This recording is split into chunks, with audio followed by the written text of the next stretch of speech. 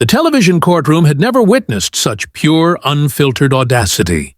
Eleanor Patterson, a 68-year-old woman with perfectly coiffed silver hair and an expensive pearl necklace that probably cost more than most people's monthly rent, stood before America's most feared TV judge with the kind of entitled posture that could only come from decades of getting her way through age-based manipulation. Her manicured finger was pointed directly at Judge Judy Schindlin, who at 81 years old had forgotten more about law and life than Eleanor would ever know. The words that spilled from Eleanor's lips would cost her $25,000 and destroy her reputation in front of 10 million viewers. Young lady, you need to learn to respect your elders. I have lived long enough to know when someone is being disrespectful to their betters. The silence that followed was absolutely deafening. Every person in that courtroom knew something catastrophic was about to happen. Judge Judy's eyes narrowed into that legendary death stare that had made attorneys with decades of experience break into cold sweats on national television. The audience members leaned forward in their seats, holding their collective breath. Even the bailiff's hand twitched slightly, anticipating the judicial nuclear explosion about to detonate. The cameras captured every millisecond of this moment, every flicker of arrogance on Eleanor's face, every subtle shift in Judge Judy's expression that signaled the incoming destruction. What Eleanor Patterson didn't know in that moment of smug superiority was that she had just made the single worst mistake of her entire 68 years on this planet. She didn't know that Judge Judy had spent the previous 24 hours personally investigating Eleanor's background, making phone calls to previous defendants, pulling court records, and building a case file that would expose decades of abusive behavior. She didn't know that the woman she had just called young lady and lectured about respecting elders was 13 years older than her and had presided over 20,000 fauditant cases before Eleanor was even born. She didn't know that in exactly 36 seconds, her entire world would collapse, her reputation would be destroyed, and she would become the most hated Karen on the internet. Before we show you what happened in those devastating 36 seconds, you need to understand that what you're about to witness is pure justice in its most satisfying form. This is the moment when entitlement meets accountability, when someone who has spent decades hiding behind their age as a shield for terrible behavior finally faces consequences that actually stick. This isn't about disrespecting older people.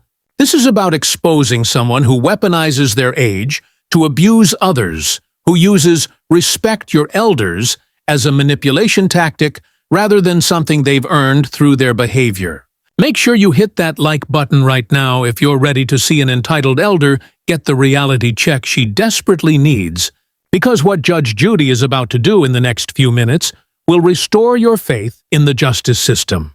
Subscribe to this channel because we're dedicated to showing what happens when bullies of any age mess with the wrong judge, when manipulators try their tactics on someone who sees right through them, and when people who think they're untouchable discover that accountability always catches up eventually. What's coming in the next few minutes will be the most satisfying courtroom moment you've seen all year. And trust me, you don't want to miss a single second of it. Judge Judy's response wasn't just a legal ruling. It was a masterclass in destroying someone's entire worldview in less than a minute, exposing years of abuse, and delivering consequences so severe that Eleanor Patterson would spend years trying to recover from them. The $25,000 fine was only part of Eleanor's punishment. What Judge Judy revealed about her past would make Eleanor's entire community turn against her, cost her friendships, social standing, and every ounce of the respect she thought she was entitled to simply because she had managed to live 68 years. To understand the magnitude of what was about to unfold in that courtroom, you need to know exactly who these two people were and what had brought them to this explosive moment. The case seemed simple on the surface, just another small claims dispute over a cake order gone wrong, but what the audience didn't know yet was that this case represented something much larger. Something that millions of people would relate to when the clips went viral. This was about what happens when a serial bully finally picks the wrong target. When someone who has spent years terrorizing small business owners and service workers meets a judge who doesn't care about age or status, only about evidence and truth. Marcus Chen, the 34-year-old plaintiff sitting nervously at his podium, represented everything good about the American dream. He was a small business owner who ran Chen's Sweet Corner, a family bakery that his immigrant parents had started 40 years ago in a neighborhood that had watched it become a beloved institution. This was the kind of place where 3 generations celebrated birthdays together, where the smell of fresh bread drew people from blocks away, where Marcus knew his regular customers by name and remembered their favorite pastries without needing to check his notes. Marcus had grown up in that bakery, learning the business from his parents, who had worked 16-hour days to build something special, something that served their community and made people's lives a little sweeter. Marcus was the embodiment of everything a good business owner should be: hardworking, respectful, and honest to a fault, sometimes to his own financial detriment, because he believed in doing right by people, even when it cost him. His bakery had earned a reputation for quality and reliability over 4 decades, with thousands of satisfied customers who trusted Chen's Sweet Corner with their most important celebrations. That reputation was built on consistent excellence, attention to detail, and a genuine commitment to making people happy through the simple act of creating beautiful, delicious cakes and pastries. 6 months ago, Eleanor Patterson had walked through the doors of Chen's Sweet Corner and ordered a custom cake for her granddaughter's birthday party. From that moment, Marcus's life became a nightmare that would cost him $15,000 in lost business, damage his family's 40-year reputation, and teach him that sometimes doing everything right still isn't enough to protect yourself from people who are determined to destroy you. Eleanor had been specific about her requirements, almost obsessively so. She wanted a 3-tier vanilla cake with buttercream frosting decorated with edible flowers in specific colors designed to serve 50 people. Marcus had taken detailed notes during their consultation, writing down every specification while Eleanor watched. He had repeated the order back to her twice to confirm every detail. He had even created a written contract with all the specifications clearly listed, and Eleanor had signed it, acknowledging that the order was correct. The price was agreed at $350, which was actually below Marcus's usual rate for a cake of that size and complexity. But he believed in fair pricing and building long-term customer relationships rather than maximizing profit on every transaction. Eleanor paid a 50% deposit of $175 upfront, standard practice for custom orders that required Marcus to purchase premium ingredients and dedicate significant time to creation. Everything seemed normal. Just another custom cake order for Marcus, who had handled hundreds of similar orders over the years without incident. He had no way of knowing that Eleanor Patterson was about to weaponize this simple business transaction into a campaign of destruction that would nearly ruin everything his family had built. The week leading up to the delivery, Marcus personally supervised the cake's creation with the kind of attention to detail that had built his reputation. He used premium vanilla beans imported from Madagascar, the kind that cost 5 times more than artificial vanilla but created a depth of flavor that customers could taste in every bite. His pastry chef, who had trained at culinary school in Paris and could have worked at any high-end restaurant but chose to stay at Chen's Sweet Corner because she loved the family atmosphere, spent hours handcrafting each edible flower. These weren't simple decorations pressed from molds. They were miniature works of art, each petal individually shaped and colored to create flowers so realistic that customers often asked if they were real before being told they were entirely edible. Marcus photographed the finished cake from multiple angles before delivery, a standard practice he had implemented years ago specifically to protect himself in case of disputes. The cake was absolutely stunning, 3 perfectly leveled tiers covered in smooth buttercream frosting that had been carefully colored to complement the edible flowers. The flowers cascaded down one side of the cake in an arrangement that looked effortless, but had taken hours to achieve. The whole creation was a masterpiece that Marcus was genuinely proud of. The kind of cake that would be the centerpiece of any celebration and create memories that lasted years. He carefully loaded it into his delivery van, which was specially equipped with climate control and secure mounting to ensure cakes arrived in perfect condition, and headed to Eleanor's address at exactly 2:00 in the afternoon, precisely on time as the contract specified. From the moment Eleanor opened her door, everything went catastrophically wrong in ways that Marcus couldn't have predicted or prevented. She took one look at the cake, and her face immediately twisted into an expression of theatrical outrage that suggested she had been preparing for this moment. She began screaming before Marcus had even finished carrying the cake through her doorway, her voice rising to decibel levels that brought neighbors to their windows. According to Eleanor, everything about the cake was completely wrong. A total disaster that had ruined her granddaughter's birthday party before it had even begun. She claimed she had ordered chocolate cake, not vanilla, even though the signed contract clearly specified vanilla. She insisted she had requested fondant covering, not buttercream, even though buttercream was explicitly listed in the written order she had approved.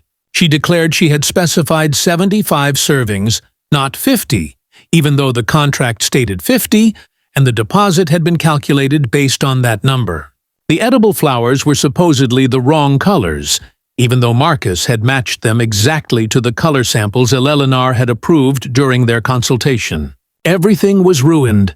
Her granddaughter's party was destroyed, and Marcus was an incompetent fraud who should be shut down immediately.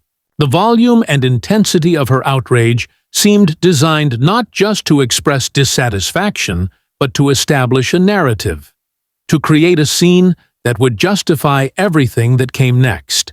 Marcus attempted to handle the situation with the professionalism that had served him well for years. He pulled out his tablet and showed Eleanor the signed contract with her specifications clearly listed in her own handwriting for the details she had added. He showed her the photographs he had taken just an hour earlier, proving the cake matched the order exactly. He explained calmly that he had followed her exact instructions, that every detail had been confirmed multiple times, and that the cake was precisely what she had ordered and approved. His voice remained steady and respectful even as Eleanor's escalated because he genuinely believed that once she saw the documentation, she would realize there had been a misunderstanding, and they could resolve this like reasonable adults. But Eleanor wasn't interested in documentation, evidence, or reasonable resolution. She was interested in something else entirely, something Marcus didn't understand yet. When he offered to refund her deposit if she was truly unsatisfied, even though the cake was exactly as ordered, and he would be unable to sell a custom creation designed for her specific event, Eleanor's response revealed that money wasn't her goal. She refused the refund with theatrical indignation, claiming that no amount of money could fix the trauma her granddaughter would experience from this ruined birthday party.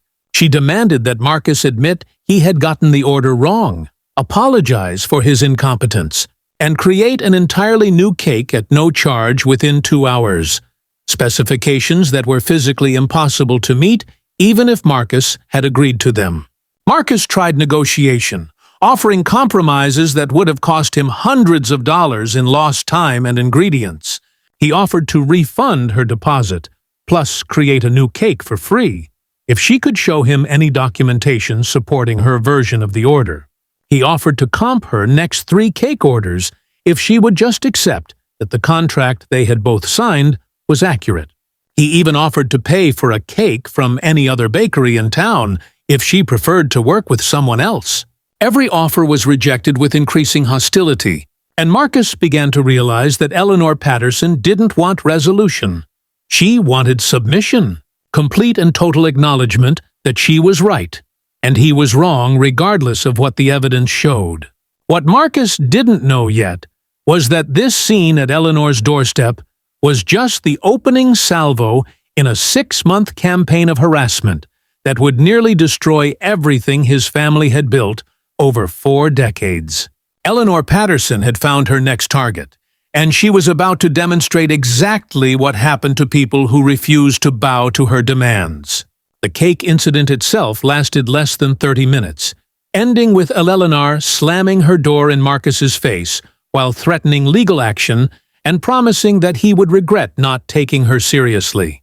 Marcus drove back to his bakery confused and frustrated, but not yet frightened, still believing that this was an isolated incident with an unreasonable customer, something that happened occasionally in any service business and would blow over once Eleanor calmed down. He had no idea that Eleanor had spent those 30 minutes photographing the cake from unflattering angles, staging shots that made it look worse than it was, and already beginning to craft the narrative she would use to destroy him.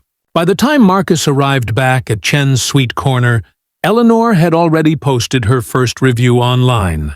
It appeared on Google, Yelp, Facebook, and every other platform she could find, each one a masterpiece of defamatory fiction.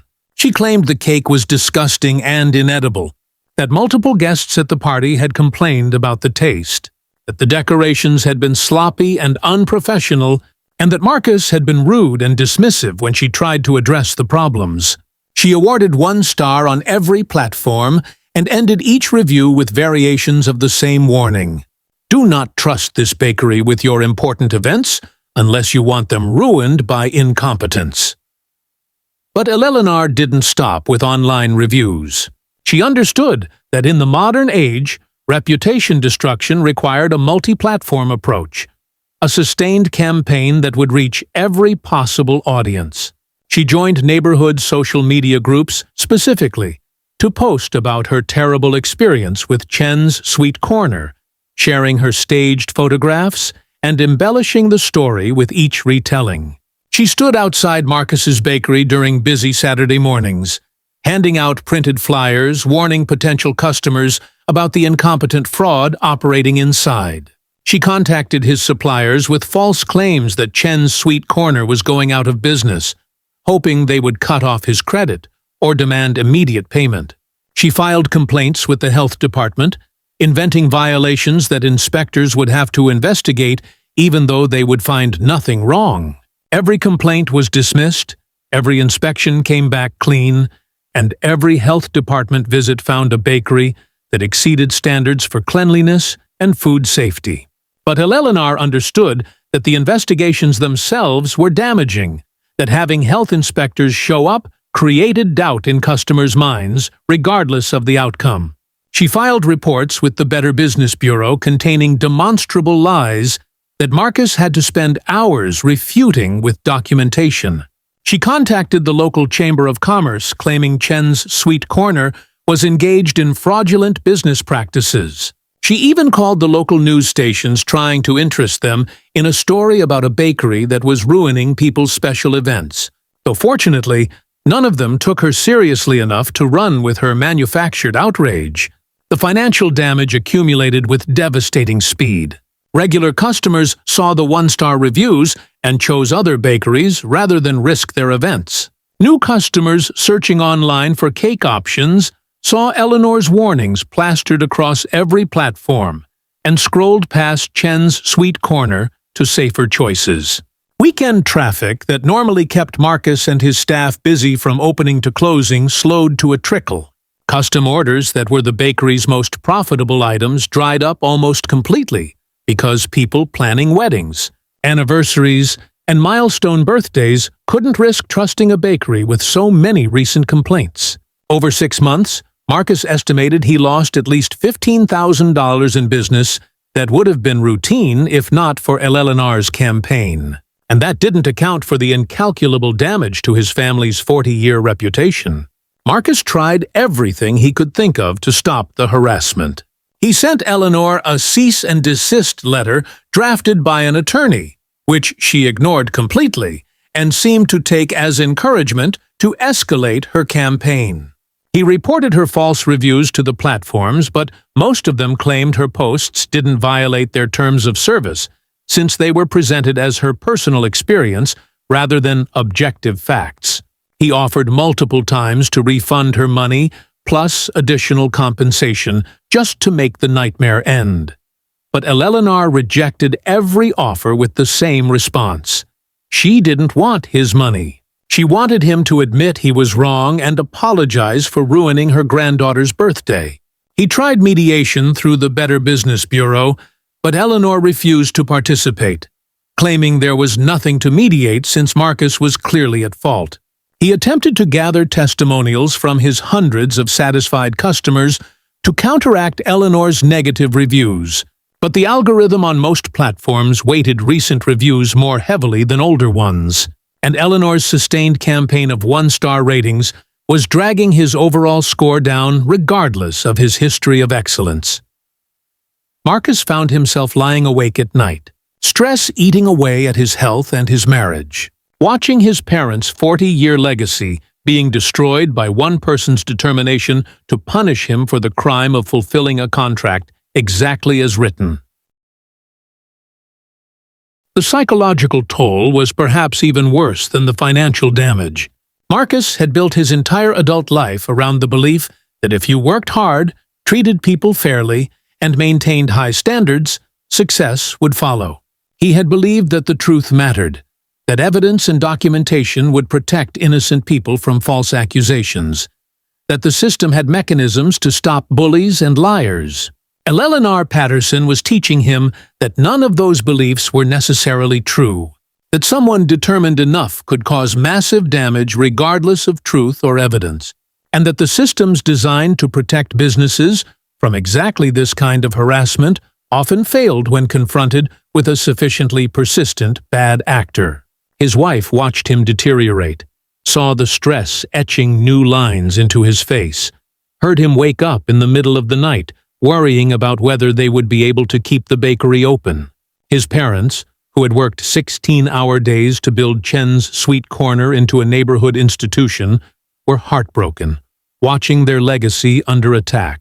His staff, who had been loyal employees for years, worried about whether their jobs would survive Eleanor's campaign. And through it all, Eleanor Patterson continued her harassment with the dedication of someone who had found her purpose, someone who genuinely believed she was performing a public service by warning the community about Marcus's supposed incompetence. The final insult came 6 months into the harassment campaign. Eleanor filed a lawsuit in small claims court demanding $5,000 in damages for the ruined birthday party, claiming emotional distress, humiliation in front of her guests, and the cost of having to purchase a replacement cake. The lawsuit was frivolous on its face, contradicted by Marcus's documentation and the signed contract, but it represented another front in Eleanor's war of attrition. Marcus would have to take time away from his struggling business to defend himself in court. He would have to hire an attorney, or at least pay for legal consultation. And even if he won, which seemed likely given the evidence, he would gain nothing except vindication, while Eleanor would continue her harassment campaign. That's when Marcus made the decision that would change everything. He had heard about the Judge Judy show, knew that she handled cases exactly like his, and understood that appearing on national television carried risks, but also offered an opportunity that regular small claims court didn't provide. If he could get Eleanor in front of a judge who wouldn't be manipulated by age-based appeals or theatrical outrage, if he could expose her pattern of behavior to an audience of millions, maybe he could finally get justice and protect other small business owners from becoming her next victims. He applied to appear on Judge Judy, providing all his documentation and explaining the 6-month harassment campaign in detail. The producers recognized immediately that this case had everything viewers loved: clear evidence of wrongdoing, a sympathetic plaintiff, and a defendant whose behavior was so outrageous it practically begged for judicial intervention. Eleanor Patterson received the invitation to appear on Judge Judy and made a catastrophic miscalculation. She saw this as an opportunity, a chance to humiliate Marcus on national television and validate her crusade against his bakery in front of millions of witnesses. She spent weeks preparing for her appearance, but not by gathering evidence to support her claims. She prepared by perfecting her performance, rehearsing her outraged victim routine, and compiling her list of complaints. She recruited friends to write statements supporting her version of events. She practiced her testimony in front of her bathroom mirror, refining her wounded elderly woman persona. She chose her outfit carefully to project dignity and respectability. What Eleanor never did was consider what would happen if Judge Judy didn't believe her performance, didn't accept her age-based appeals to authority, and decided to investigate the pattern of behavior that had brought her to this point. She had no idea that Judge Judy had been a family court judge in New York for 25 years before her television career, handling thousands of cases involving property disputes, fraud, and criminal behavior. She had no idea that Judge Judy's research team had spent hours pulling Eleanor's court records, contacting her previous targets, and building a comprehensive file on her pattern of abusive behavior. She had no idea that the woman she was about to perform for had developed an almost supernatural ability to spot manipulators, liars, and bullies within the first 30 seconds of meeting them. Eleanor Patterson walked into that courtroom believing she was untouchable, that her age would be her shield, and that her theatrical outrage would carry the day just as it had in every other confrontation throughout her adult life. The morning of the taping, both parties arrived at the studio with completely different mindsets and preparations. Marcus Chen carried a folder containing the signed contract, photographs of the completed cake, copies of Eleanor's harassing reviews and complaints, documentation of the financial damage her campaign had caused, and testimonials from dozens of satisfied customers spanning decades. His evidence was organized chronologically and cross-referenced, every claim backed by documentation that could be verified. He wore a simple button-down shirt and slacks, presentable but not flashy, the outfit of someone who had come to present facts rather than perform. His hands trembled slightly as he waited in the holding area, not from fear of losing, but from the emotional weight of 6 months of harassment finally reaching some kind of resolution. Eleanor Patterson arrived dressed in her carefully chosen outfit, the pearl necklace that had belonged to her mother prominently displayed. Her silver hair styled in a way that suggested dignified maturity rather than vanity. She carried a leather portfolio containing printouts of her complaint reviews, statements from friends who would swear the party had been ruined, and photographs of the cake taken from angles that made it look as unprofessional as possible.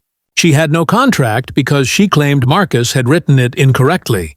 She had no objective documentation because she claimed she had been too distraught at the time to think clearly.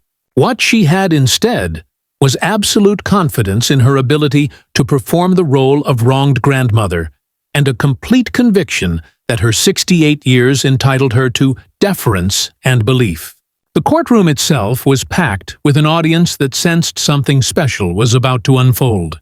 Judge Judy's producers had flagged this case as potentially explosive, based on the preliminary paperwork and the stark contrast between the parties' evidence. Audience members who had watched Judge Judy for years recognized certain signs, the way the producers briefed them with extra emphasis on maintaining silence during testimony, the way the camera operators positioned themselves for optimal coverage, the subtle energy in the air that suggested they were about to witness something memorable.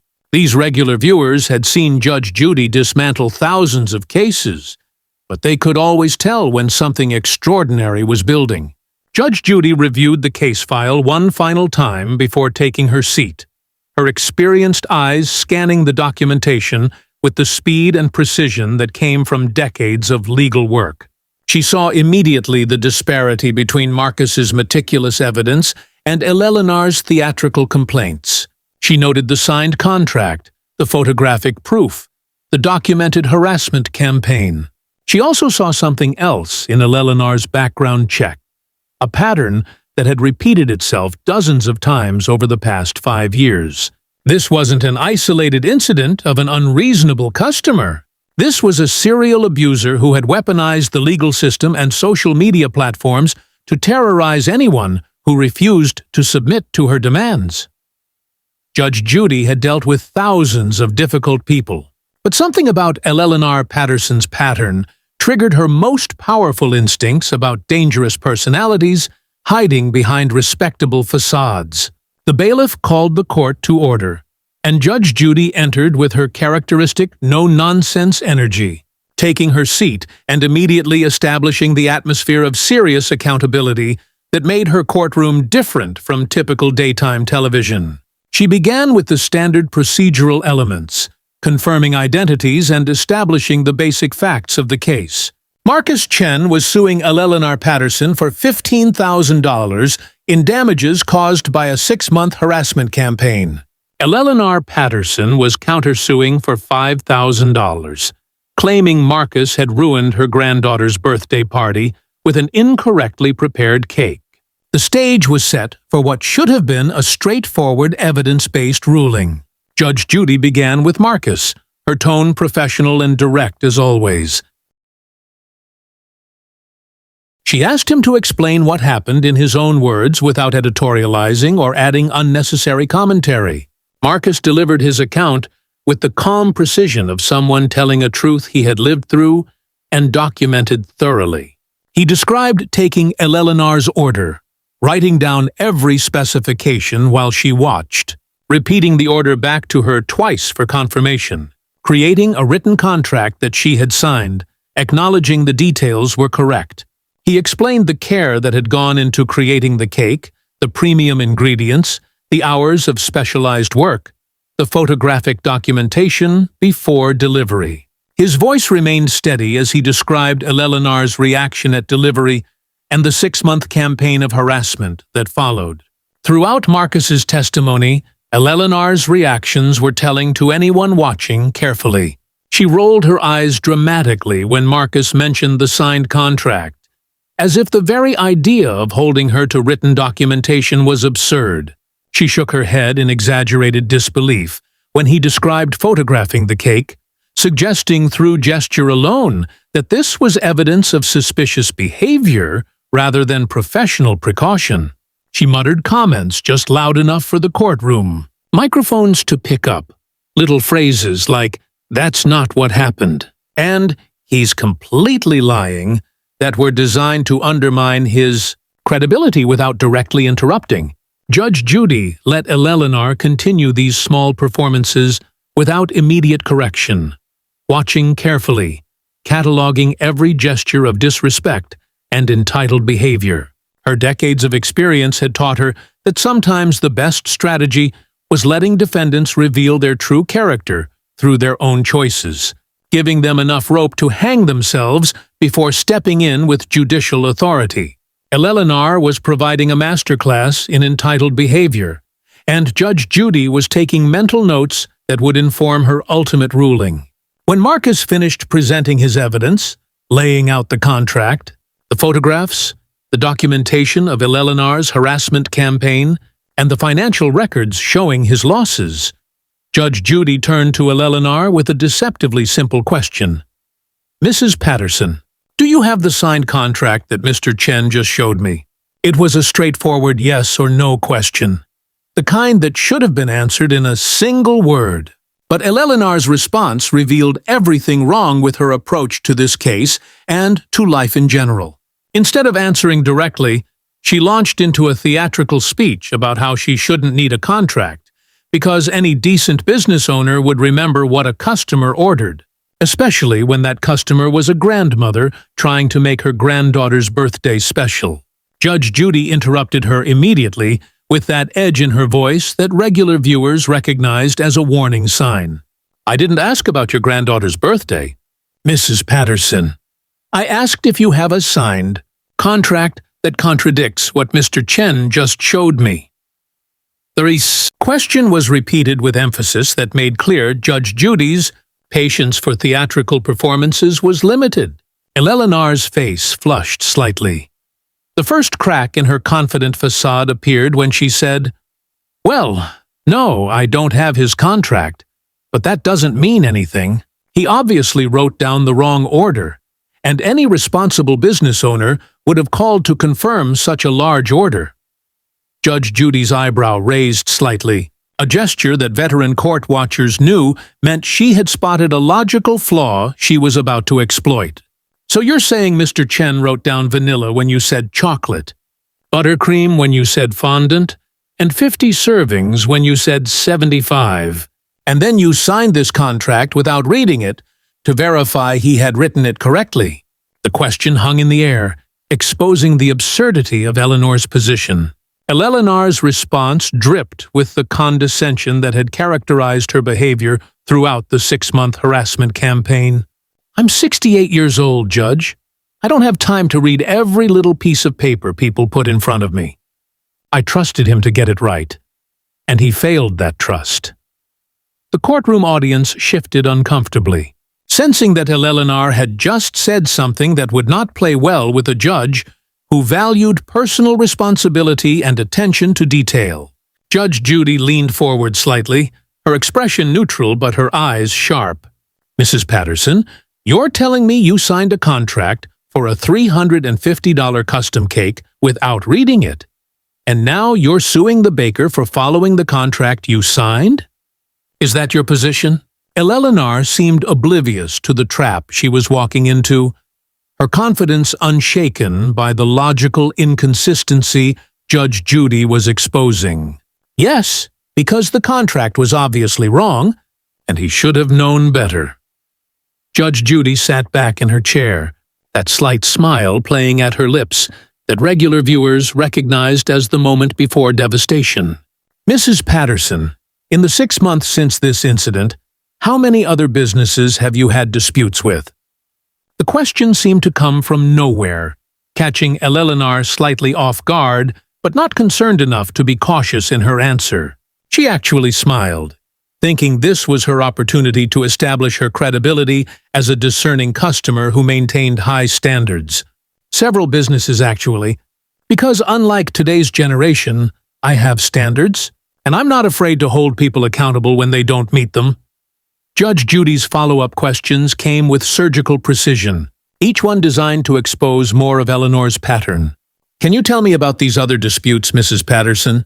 Eleanor eagerly complied, launching into stories about incompetent service providers, disrespectful employees, and businesses that didn't appreciate her patronage or understand that the customer is always right.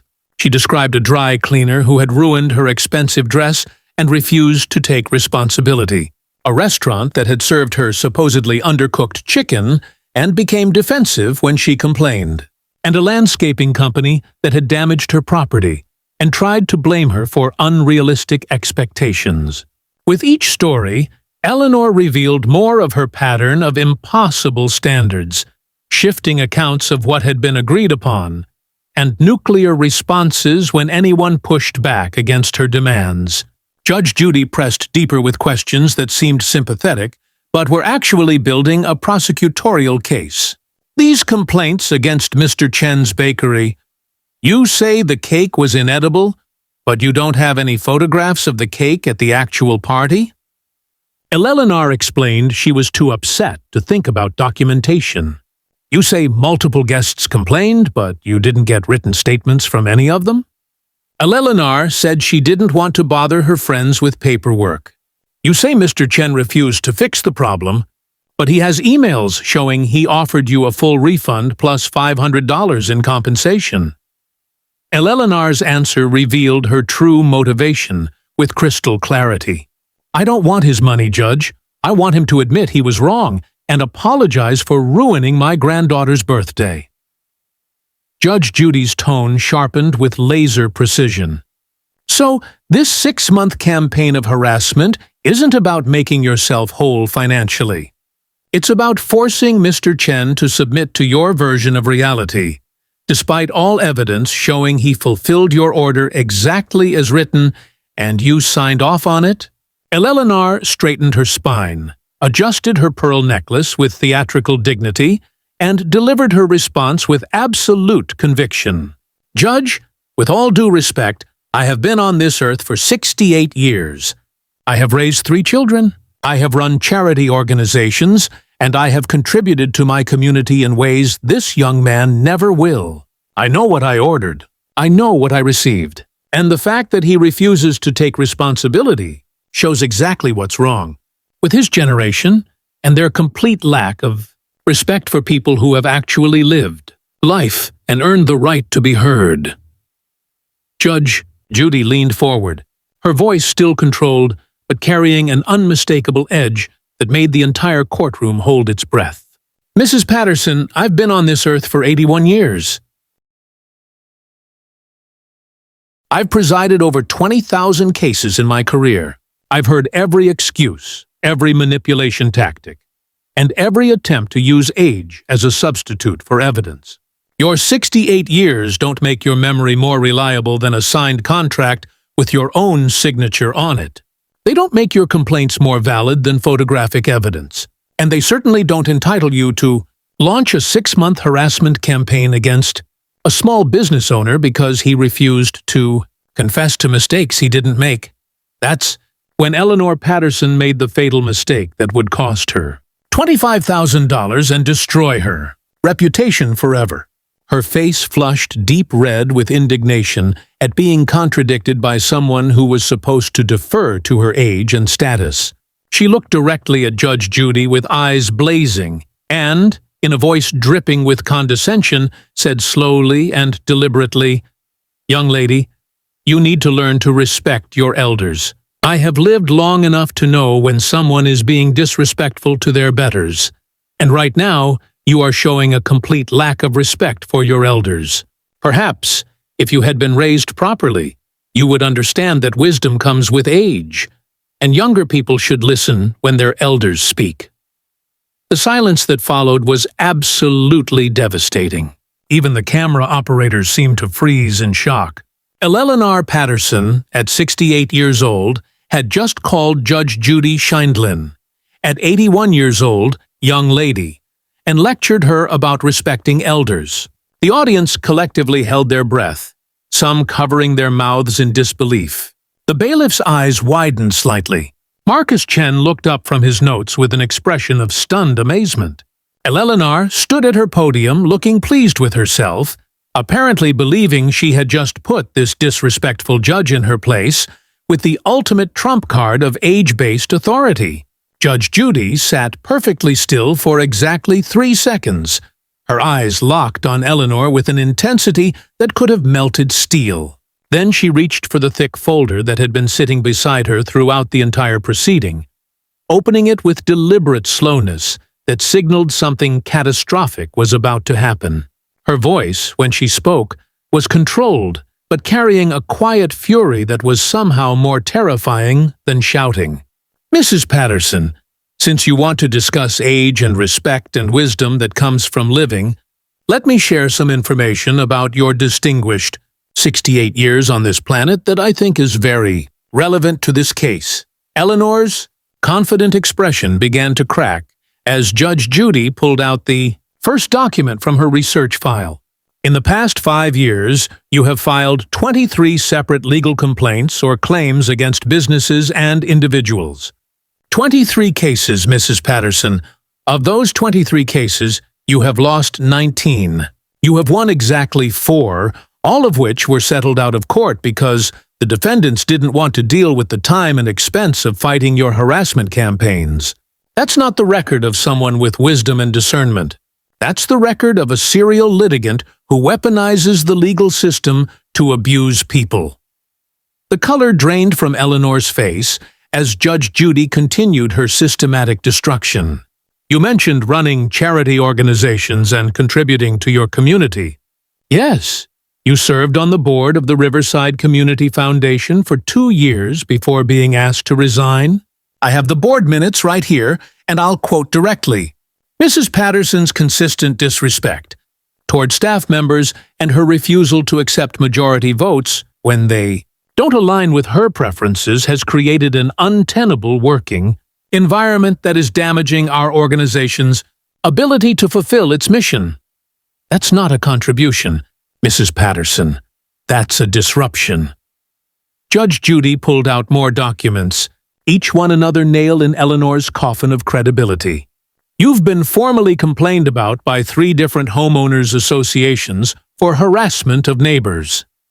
You've been permanently banned from 2 local restaurants, not because you were right about food quality issues, but because you verbally abused their staff. The Better Business Bureau has flagged your name in their system as a serial complainant who files complaints that are consistently found to be without merit.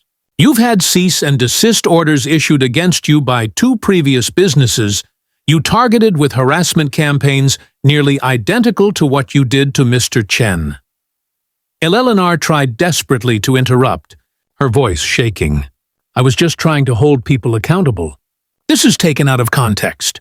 You don't understand. Judge Judy's raised hand silenced her instantly. I understand perfectly, Mrs. Patterson.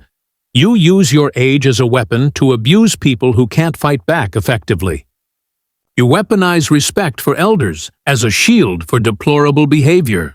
You've spent years terrorizing service workers, small business owners, and anyone else who refuses to submit to your demands, regardless of what the facts show. And you just made the catastrophic mistake of trying that exact manipulation tactic on someone 13 years older than you, who sees exactly what you are. Judge Judy's voice grew harder as she delivered her ruling. I find in favor of the plaintiff, Marcus Chen, for the full amount of $15,000 in documented damages caused by your deliberate harassment campaign.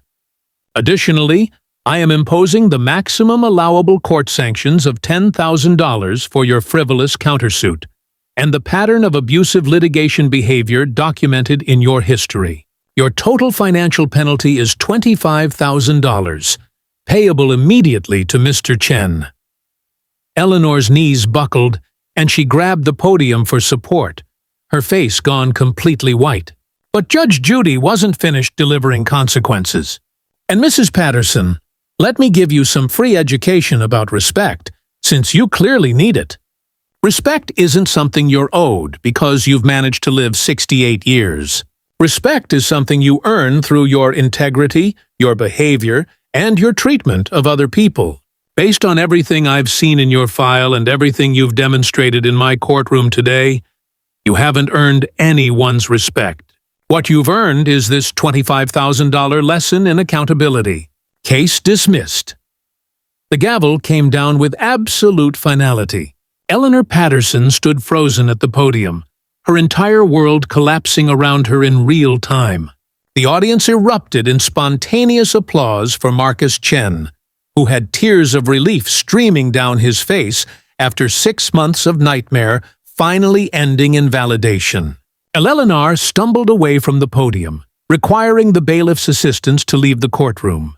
Her expensive outfit and pearl necklace unable to restore the dignity that had been stripped away by her own arrogance, meeting immovable accountability. Within hours of the episode airing, clips of Eleanor calling Judge Judy a young lady exploded across every social media platform.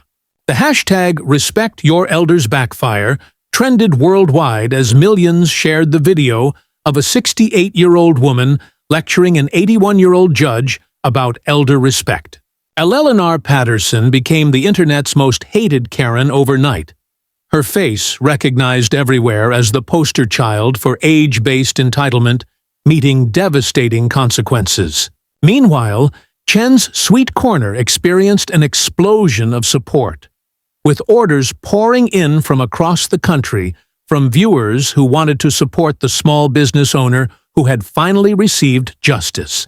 The case became a cultural touchstone, referenced whenever someone tried to weaponize age or status to avoid accountability.